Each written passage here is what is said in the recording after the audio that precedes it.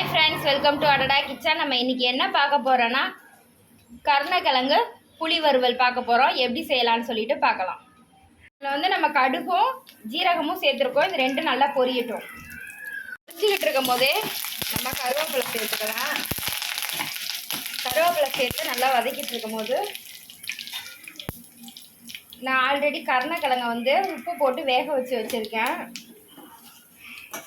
இதை பாருங்கள், சின்ன சின்னதாக கட் பண்ணி கருணக்கிழங்கை வேக வச்சு எடுத்து வச்சாச்சு. இப்போ இதை வந்து இதில் மிக்ஸ் பண்ணிக்கலாம். கருணக்கிழங்கு வேக வைக்கும் போதே உப்பு போட்டு தான் வேக வச்சுருக்கேன். இருந்தாலும் கொஞ்சம் லைட்டாக உப்பு பத்தலை, அதனால் லைட்டாக போட்டுக்கலாம். போட்டு நல்லா ஒரு பரட்டி விட்டுக்கலாம்.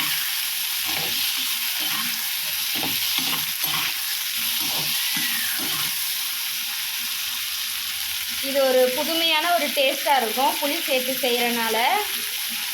நம்ம ஆல்ரெடி வந்து வெண்டைக்காய் பொரியலுக்கு நம்ம வந்து ஒரு மசாலா பார்த்துருக்கோம். தேங்காய், காஞ்ச மிளகாய், கடலப்பருப்பு, இஞ்சி, பூண்டு இதெல்லாம் வறுத்து அரைச்சி ஒரு மசாலா பார்த்துருப்போம். அந்த மசாலாவை இதை சேர்த்துட்டு அதுக்கப்புறம் தான் நம்ம புளி சேர்க்க போகிறோம்.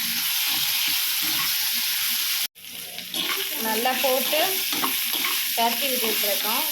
நல்லா பரட்டி விட்டு கொஞ்சம் நேரம் வெந்ததுக்கப்புறம் கொஞ்சமாக சாம்பார் பொடி சேர்த்துக்கலாம். 1 ஸ்பூன் அளவுக்கு தான் சாம்பார் பொடி சேர்த்துருக்கேன். சேர்த்து நல்லா பரட்டி விட்டுட்டு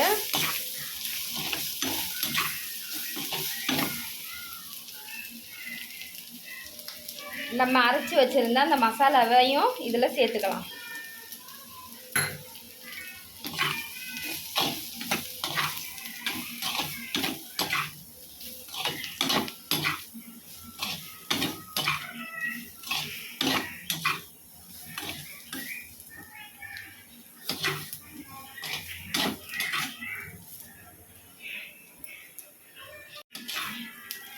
கிழங்கு நல்லா வெந்துக்கிட்டு இருக்கும் போது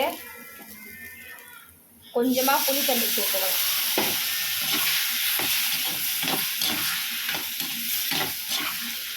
புளி தண்ணி சேர்த்து கொஞ்சம் நேரம் அந்த புளி வாசனை போகிற அளவுக்கு நம்ம வேக விட்டுட்டு இறக்கிடலாம். அவ்வளோதான்.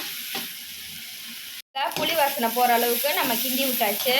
இந்த ஸ்டேஜில் நம்ம இப்போ இறக்கிடலாம். நம்ம ரெடி பண்ண புளி கருணக்கிழங்கு எந்தளவு பொரியல் ரெடியாக இருக்குது பாருங்கள். டேஸ்ட் அருமையாக இருக்கும். செஞ்சு பாருங்கள். டேஸ்ட் எப்படி இருக்குன்னு மறக்காமல் கமெண்ட் பண்ணுங்கள்.